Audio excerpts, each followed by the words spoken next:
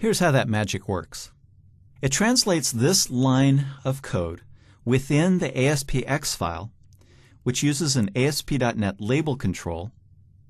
It changes it into this at runtime. Because I'm going at the web page with Internet Explorer, a label translates into a span tag with an ID of label 1, and the text of that tag is programmatically on the server added and becomes the contents of that span tag. So in essence, that's what ASP.NET is doing for us. It's giving us an environment in which we can develop a web page using specific types of controls, and then it does the magic at runtime in order to translate it into HTML that is understandable by the particular browser or any kind of client that is requesting the resource from our website. The ASP label control is what is referred to as an ASP.NET server control. The important thing to understand about this is what makes it a server control is partially that it has the run at equals server attribute. That tells ASP.NET that that object is available for programmatic access on the server, and it is going to have to do some sort of translation before it sends the page down to the client. You can essentially think of ASP.NET as a factory for producing HTML from the templates in the form of server controls that you define within the page. And each server control is essentially a machine within the assembly line. Now the label is a pretty simple control. At runtime, it translated from a single element within the ASPX page to a single element in the web page. As you'll see throughout the course, there are other server controls that may generate hundreds or even thousands of HTML elements within the web page that it sends down to the browser. And this is where the power of ASP.NET really becomes evident. It's doing a lot of work to customize that HTML based on the elements that you include, as well as the properties and the code behind it that you put within the ASPX page. There are two types of server controls that you can use within a page, and these are rather broad categories of controls. The first are HTML controls, which are pretty much a one-to-one correspondence to HTML elements. The other are special web forms controls. These are called various names, but these are the controls that are built into ASP.NET that generate some very rich content down to the web browser. The HTML controls are quite similar to the HTML elements that you may have used for developing web applications using other technologies. There's pretty much a one-to-one correspondence with these HTML controls with standard HTML elements. And the various properties on the controls correspond to the HTML attributes that you find within each of those HTML elements. By default, when you drag an HTML control from the toolbox within Visual Studio onto the page, Visual Studio creates a regular HTML tag. It doesn't have the ASP prefix that we saw within other controls. It's just a regular HTML element. And that means that no code is going to run on the server. That element is just going to be sent down to the page as is when the user requests that page.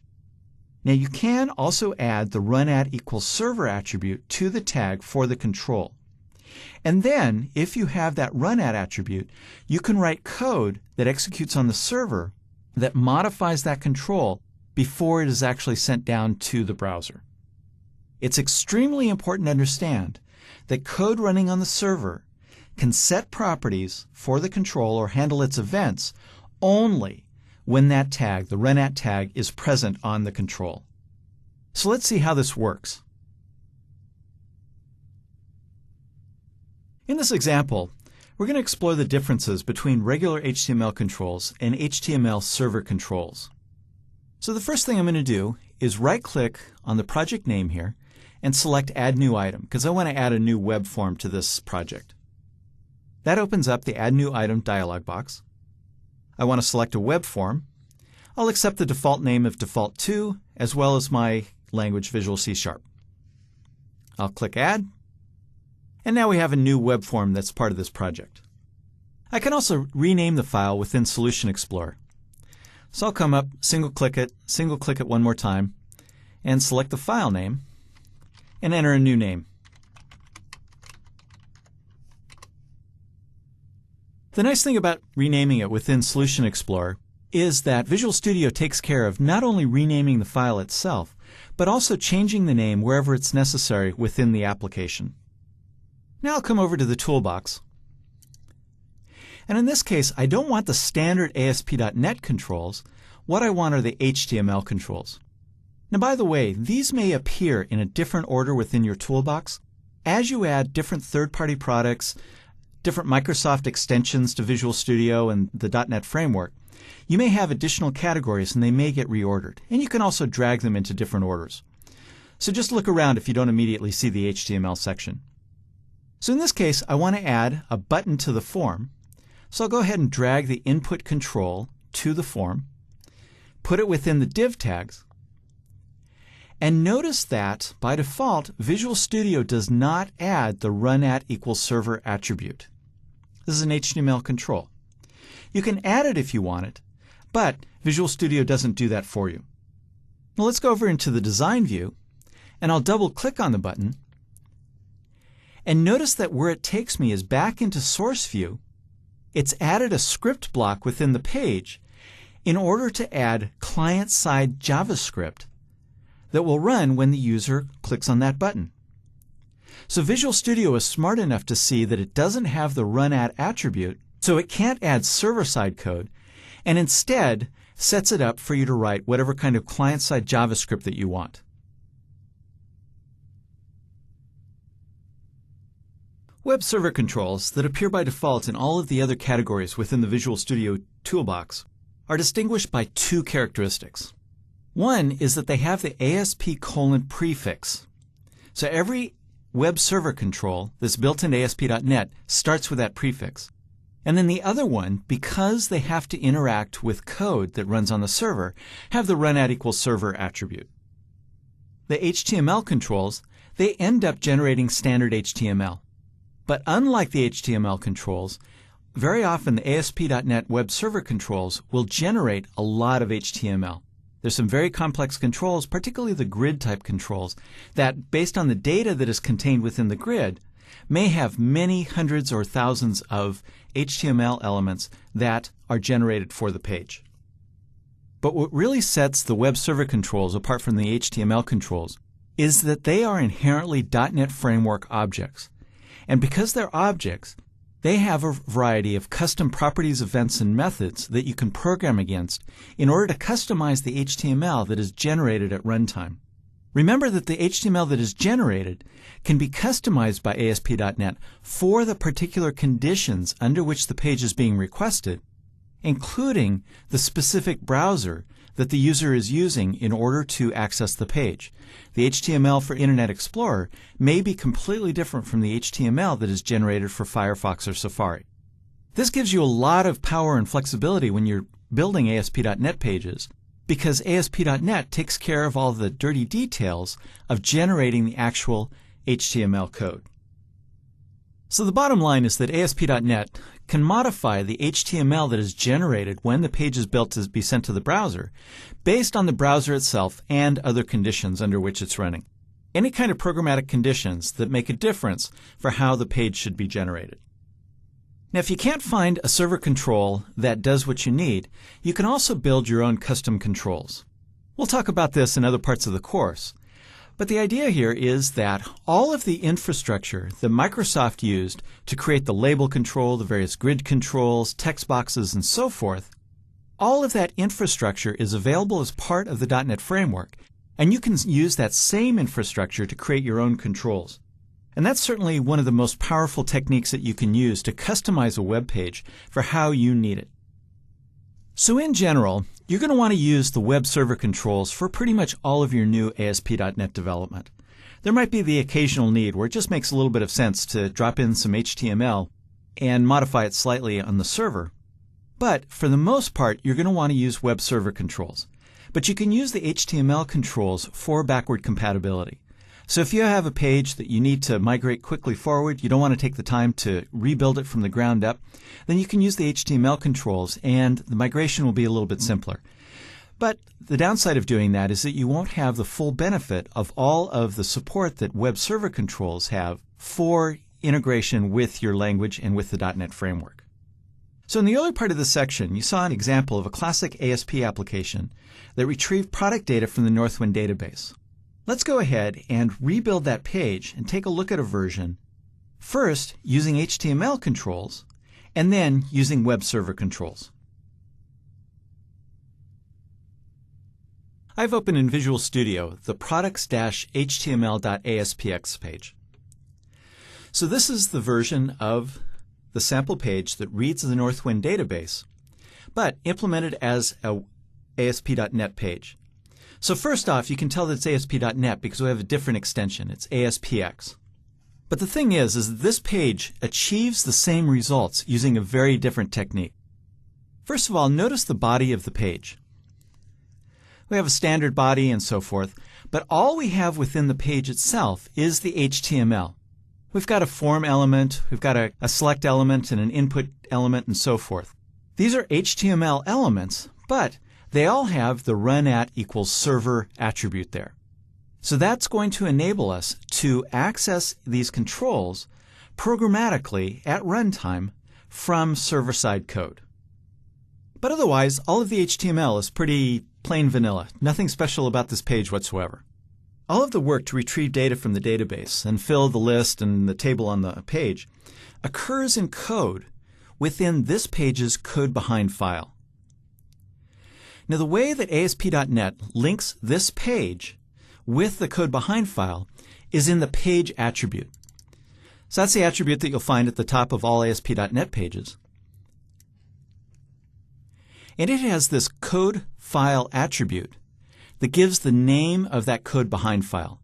So when the user requests the products-html.aspx page, ASP.NET begins loading this ASPX file and then opens up that code file because of that link.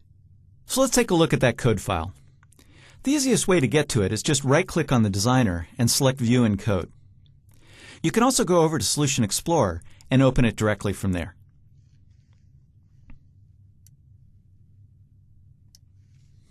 So here we have a partial class, products_HTML. When I added this page to the project, Visual Studio automatically created this class for me. And this inherits from the system.web.ui.page.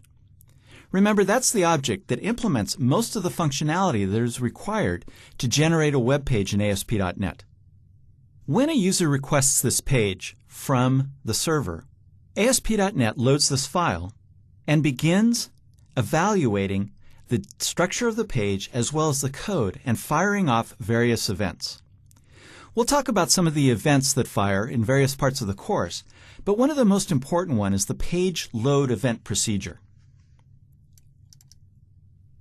This method executes every single time that this page is requested from the server, whether it is the first time the page is being requested by this particular user, or if it's a post back to this page. As part of the event procedure, it gets a reference to the object that caused this page to be loaded, as well as some event arguments. We're not going to use those in this particular page, but they very often are an important part of handling an event.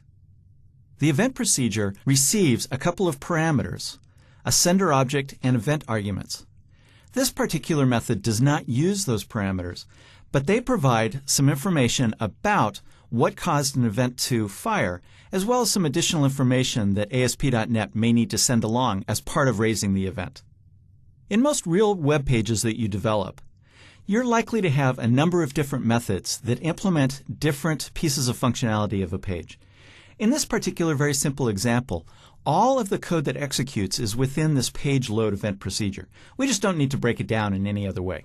By the way, the partial classes is a relatively new construct that was introduced with Visual Studio 2005 and .NET Framework 2.0.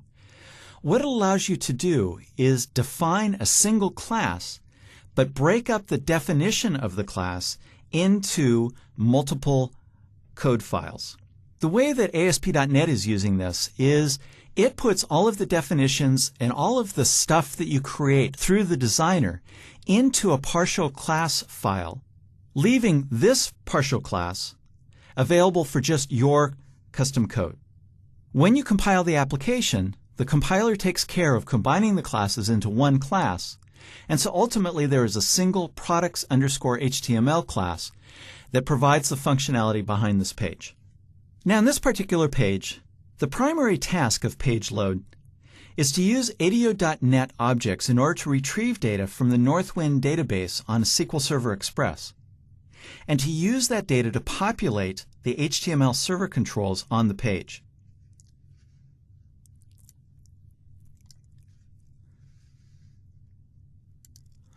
One of the things that you can do to provide a little bit of a shortcut for you as you're writing code is to use using directives at the top of the page.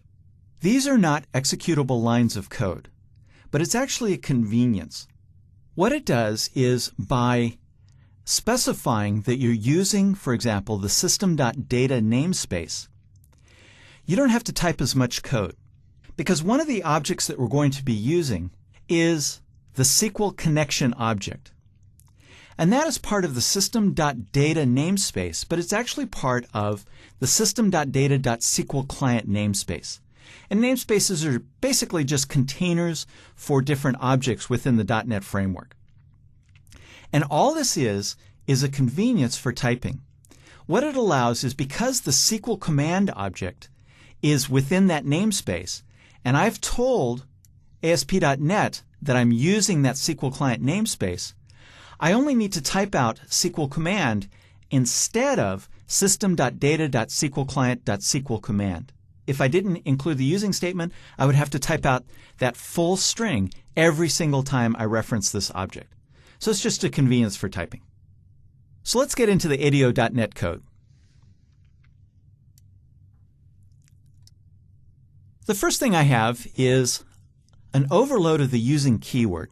And what this does is this specifies a block of code that when I create the SQL connection object that is included in the using statement, that object is going to be available for this entire block of code, from the opening bracket to the closing bracket. Once the closing bracket is reached within the code, the CLR, the Common Language Runtime, will take care of closing that SQL connection. We don't have to explicitly close this connection because we have it wrapped in a using block. You don't absolutely have to use the using block, but it's a convenience, and it makes sure that objects are closed and disposed of at the appropriate time. In this case, we're instantiating a new SQL connection object using a hard-coded connection string that specifies we want to use the SQL Express SQL Server instance on this current machine, which is what that dot means.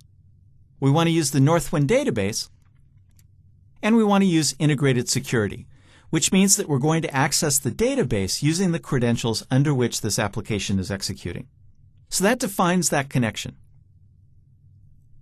We define a couple of ADO.NET objects, in this case a command object that is going to be used to send a command to the database, and then a data reader object that is going to essentially provide the interface to read the data from the database and make it available to our application. The page's load event procedure distinguishes between the page being requested by this user for the first time versus a postback. Again, a postback means that the user has loaded this page, has filled out a form or done something else, and has clicked something that causes the page to post back to itself.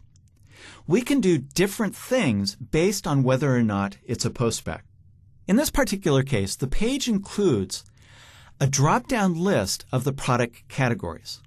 As the user interacts with this page, requesting the products for different categories, we don't need to reload that list every single time we generate the page. So what we're going to do is we're going to check the value of the isPostback property of the page. If that's true, as the name suggests, it means that it's a postback. But if it's not a postback, it means that this is the first time that the user is requesting this page, and we need to populate that drop-down list box with data from the database. So, In our ADO.NET code, we instantiate a SQL command object, in this case hard-coding a SQL statement. In a real application, you're more likely to use stored procedures or some other mechanism rather than peppering your code with SQL statements. But in this case, we're selecting the category ID and category name from the categories table, and we're going to order it by the category name, putting it in the order that we need for a list to make it easier for the user to select a category. We open up the connection, and then we execute the reader. And what the execute reader statement does is it opens up that connection and gives the SQL data reader object all of the information it needs in order to start grabbing the data from the database. Now, a nice thing about using the HTML controls is that they very often have a data source property. If a control has a data source property, all we need to do is assign that reader object to the data source property, and then the control on the page takes care of reading all of the data from the data reader. This is probably the biggest thing that simplifies this page in comparison to the classic ASP version. So this is binding that data reader, or binding the data to that control.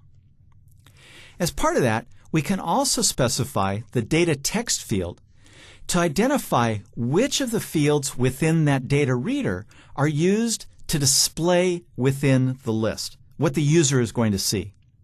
And then we can also specify the data value field, which is the value that is returned when the user makes a selection from the list. And usually this is a primary key into the underlying data. So we've set up the data source, and then we have to call the data bind. This is the method that actually causes the control to read the data from the reader, reads it very fast from the database, and populates the contents of that control. And then we just execute the close method of that data reader, and we're done populating that list. So we're not quite done with the page, but let me go ahead and run it just to show you what we've accomplished so far. I'll right-click on the page in Solution Explorer and select View in Browser. And if we look at the list, we can see that we have the full list of categories from the Northwind database. Let's take a look at the source behind what is actually sent down to the browser. So I'll right-click on it and View Source, which opens it up in Notepad. Here you can see that ASP.NET has taken that single select HTML element that we had within the page definition and has now added all of these options that it read from the database dynamically. And this becomes part of the HTML that is produced and sent down to the browser. None of these option elements are within our page source within the source ASPX page. None of these option elements are within the source of the ASPX page.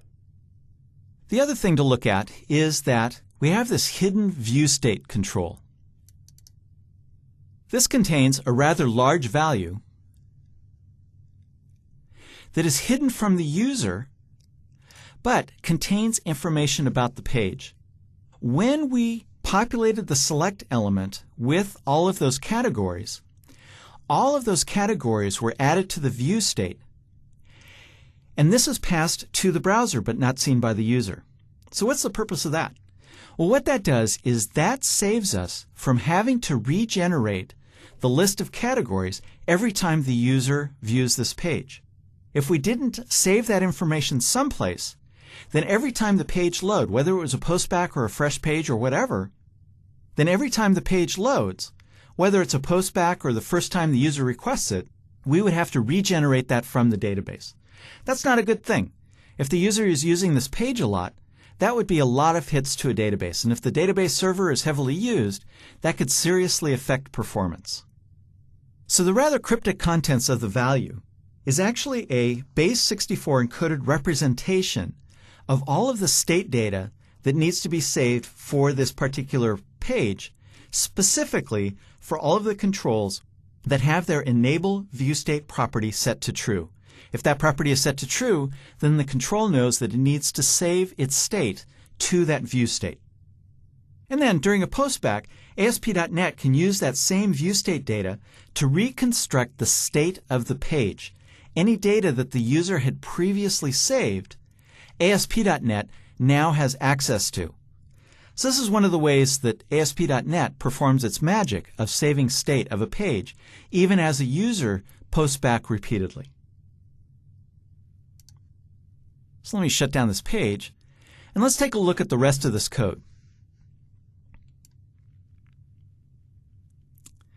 So in the else clause here, this is going to be the code that executes when it's a postback, because in this case, the isPostback property is true of the page. So this means that the user has selected a category and clicked the button on the form, wants to see the products within that particular category. Populating a table using the HTML table control is not just a matter of setting a data source property and binding the data. You actually have to add rows in code to the table, add cells to the rows, and then add content to the cells. The HTML table control does not have a data source property that automates the process. So it's a little bit more work. But fortunately, there's a very rich object model that supports the HTML table control. There's objects such as the HTML table row, so we instantiate a new instance of that object, and now we can build a new row that we can add to the table. We also need to use the HTML table cell object in order to instantiate the individual cells that make up that row. And in this case, in the constructor of the control, I'm going to pass in the th because this is a table header element. We're going to build the header row first. Then we can specify various properties. This is where the HTML controls are set apart from the HTML elements within the page, because these objects have different properties that we can set, and then ASP.NET takes care of setting the individual attributes of the actual HTML elements that are sent down as part of the page to the browser. Okay, so we set the inner text property at product ID. That's going to be the header of that particular column. And then we add that cell to the cells collection of that row object. So that's going to be a repeating pattern that you're going to see throughout .NET Framework programming. Then we create a new cell. We're going to set that to product name and add that to the cells collection of the row. And then we need to create then an additional header, set that to units in stock, and add that to the cells as well. And then once the row is completely populated, we can call the add method of the rows collection of the products object that is actually going to add that row to that table. Okay, so that's the header. The next section of code is now going to read the data from the database. And so we have to create the SQL command object, just like when we were getting the categories. And we're also including this kind of weird addition to it.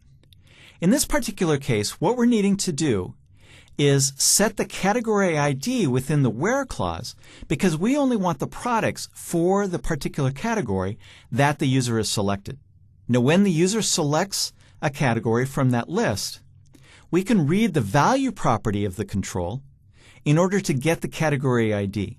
But this line of code looks a little bit strange. We're taking the value, converting it to an integer, converting it back to a string to display to pass in to the select statement. That's a little bit weird. But the purpose for this is because of SQL injection. If you just concatenate the value of that control, then you're opening up your page to SQL injection attacks, where attackers can actually pass in transact SQL code that can do some very nasty stuff to the database. So by converting it to an integer and then back to a string, we're eliminating the possibility of any kind of commands being passed to that select statement. This is one of many different ways that you can protect against SQL injection. Okay, so the end result of this line of code is to pass the string with the category ID. Then we open up the connection and execute the data reader, and now the data is ready to read to populate the table. The SQL data reader has a method called read, and this reads the next available row of data from the database. As long as that method returns true, the read method has data available for use. So we just loop through the data reader, all of the individual rows, And then we create a new table row object and new table cell objects, and then read the various pieces of information that we're going to display within this table. Once we've created all of the rows of data, we once again call the add method of the rows collection of the products control, and that adds the data to the output. Once this loop has exhausted all of the data, we call the close statement. And at this point, because as this loop is executing, it is generating the HTML that is necessary for the page, we're done generating the page, and now all of the data is available for view within the page. So let me go ahead and run the page again. Right-click, View in Browser. I select a category. And now when I click the button, it's going to execute the code that runs as part of the post back portion of the form load event procedure. We post back and we get all of the dairy products. Another thing that Visual Studio does for us is it makes it very easy to set the attributes of HTML controls using the Properties window or IntelliSense. So let me go back over to the page itself, the definition of the page. And I'll put the cursor within the body tag. Notice that in the Properties window, Visual Studio has automatically selected that body tag and has given me a list of the different attributes that are available as part of that tag. This has a lot of support for setting the properties depending on the particular type of data that that attribute takes. In this case, the BG color is the background color for the body, and so when I click on the ellipsis button, it gives me this More Colors dialog that I can select to set a different background color. So I'll select yellow for this particular case. And I click OK, and it populates the value of that property with yellow. And it also added the attribute directly to the body element. In general, the preferred way of formatting a web page is using cascading style sheets rather than hard-coding things like background color into the HTML element. Just makes it a lot more maintainable, a lot easier to change the appearance of a particular site. And Visual Studio supports that as well. So what I can do is, with the cursor still within the body element, I can come to the Properties window, scroll down to the Style attribute, select it, click on the button here, and it opens up the Modify Style dialog box. And now I can build whatever kinds of cascading style sheet styles that I need in order to format this page. When I make changes and close this dialog box, this is going to be added to the Style attribute of the body element. I'm not actually going to make any changes here, but more typically what you're going to do is have a separate CSS file that the web browser will download at runtime in order to display the page using those various styles. But if you want to add a style attribute to an element within the ASPX page, you can certainly do that using Visual Studio. And the dialog box makes it very easy to define complex cascading style sheet styles without writing the code yourself.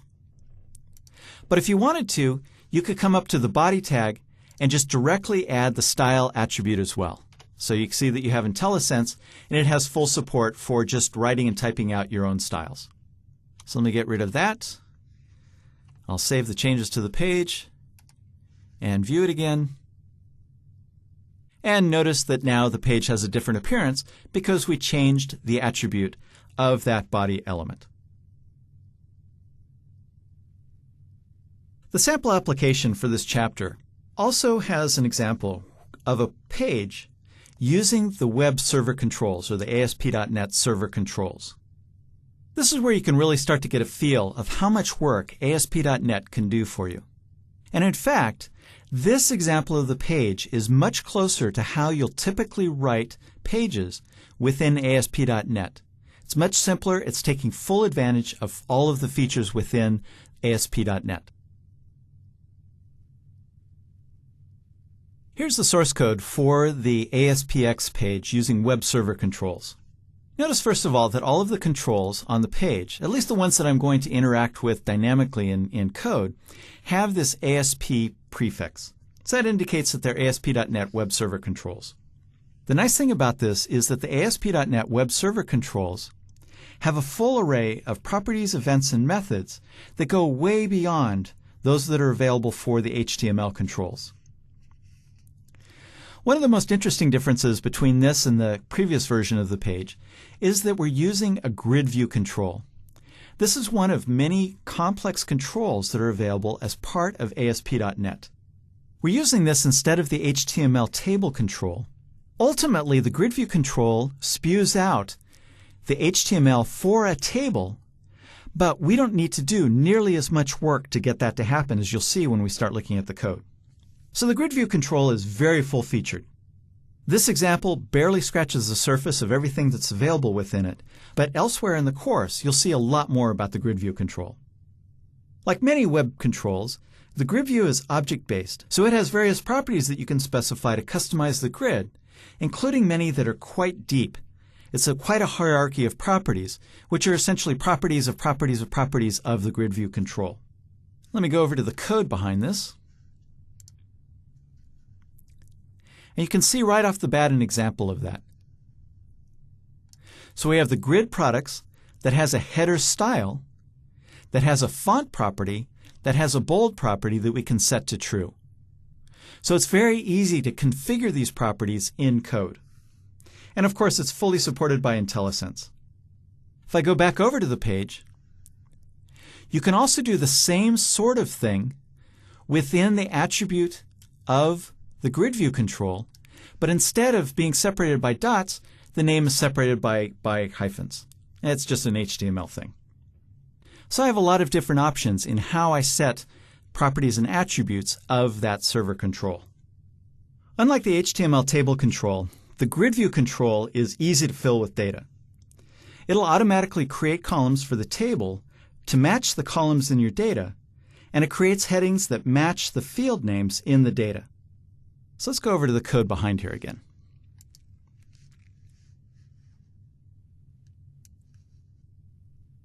So once again, all of the interesting stuff is happening within the page load event procedure. I set that bold property to true, open up a connection, and if it's a postback, I populate the drop-down list box in pretty much the same way as you've seen in earlier examples. So when it's a fresh page request from the user, everything is pretty much the same. Where it changes is if this is a postback. So now we're dealing with the grid view, and so the code that we need to write is quite a bit different, quite a bit simpler. So the first thing we're going to do is make the grid visible. And then we're going to create a SQL command object. Now the SQL statement here is a little bit different because the grid view is automatically going to use the field names of the record set that is returned to populate the headers for each column. So rather than using the somewhat less than user-friendly names of the fields within the database, we're going to use aliases. So product ID is what is going to actually appear within the header row of the grid view. And we do the same thing for product name and units in stock, and then also do our SQL injection protection there as well. All right, then we open up the connection, execute the data reader, and then because the grid view has a data source property, all we need to do is assign the SQL data reader to that property, call the data bind method, and the control and data reader collaborate in order to populate the data.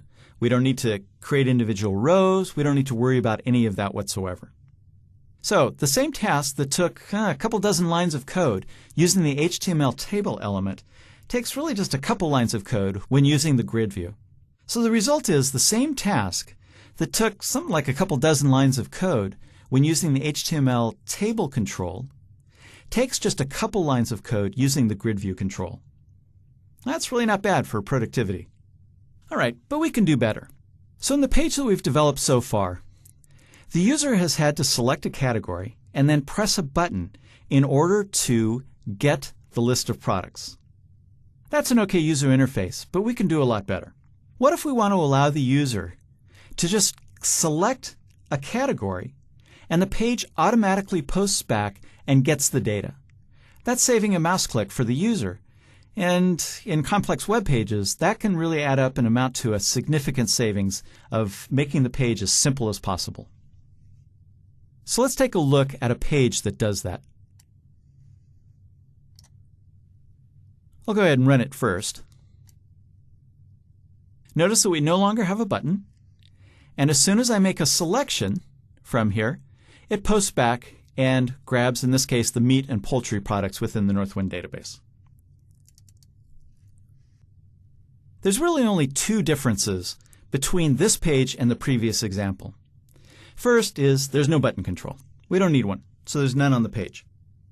The other change is that in the drop-down list control, the auto postback property is set to true. So I'll go ahead and change to alphabetical and make it a little bit easier to find. And we can see that the auto postback property is set to true, and it's bolded within the properties window to indicate that this is a change from the default setting. Any non-bolded values here indicate that it's the default setting for that particular property. By default, the data input controls don't trigger a postback. That means when you add a control to the page, you have to explicitly specify that you want to post back on that particular control. But that also means that server-side events aren't triggered until something else causes a postback. So a typical situation is that you have a drop-down list, a text box, various other form controls, and so forth, and then you have a submit button. The submit button takes care of the postback. But in the example page that we're looking at, we want the postback to occur as soon as the user makes a selection from that drop-down list. So we need to change the property for that list control. And the way they do that is by setting the auto postback property to true. Now, another way of doing this is that you could put the code that populates the grid into the list's selected index changed event. But this really isn't necessary since the page load event fires for every postback. So the bottom line is that events based on data changes accumulate in the page unless the auto postback property is set to true. The auto postback property of that drop-down list is set to true. So let me run this page, and we'll see what ASP.NET does differently when that property is set to true. So here's our page. I'll right-click to view the source. And you can see that ASP.NET has added several things to the page. The first thing is if we come down to the select element, we now have an onChange attribute here that indicates the JavaScript that is going to execute when the user makes a change to the currently selected item within the list. As you can see, it's specifying that it's going to run the doPostback method that is defined within the page.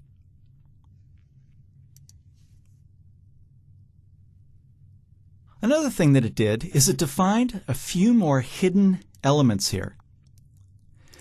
We have event target, event argument, and last focus. And as the user posts back, ASP.NET populates those elements with different pieces of data to keep track of what the state of the page and the events that have fired are. And then finally, the other thing that it added to the page is this __ doPostback function. So this is the actual function that gets called when the user makes a selection. So this is client-side JavaScript code. And ultimately what it does is it calls the form's onSubmit event. And that causes the postback. So just by setting a single property on that drop-down list, ASP.NET has rather substantially changed the composition of the HTML that is sent down to the browser.